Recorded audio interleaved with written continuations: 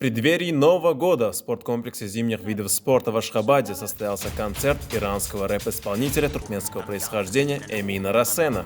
Знаменитый музыкант Эмин Расен покорил сердца поклонников своим творчеством на родной земле. Тысячи фанатов собрались, чтобы насладиться неповторимой атмосферой и талантом артиста. Прибытие Эмина Расена в Туркменистан стало настоящим музыкальным праздником для местных жителей. Вечер наполнился энергией его хитов и теплом поклонников, которые долго запомнят это яркое событие.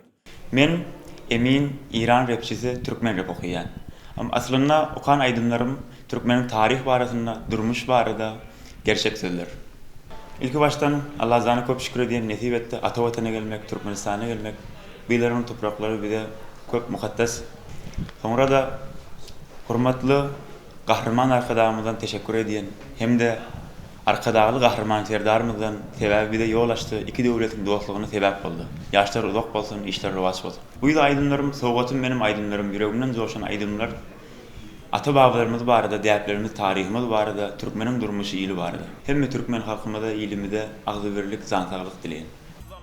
Артист создал неповторимую атмосферу, наполнив зал своей музыкой, сочетающей туркменские народные мотивы и современные ритмы поп и рэп-музыки. Выступление Эмина Расена подарило всем присутствующим незабываемые моменты радости и восторга.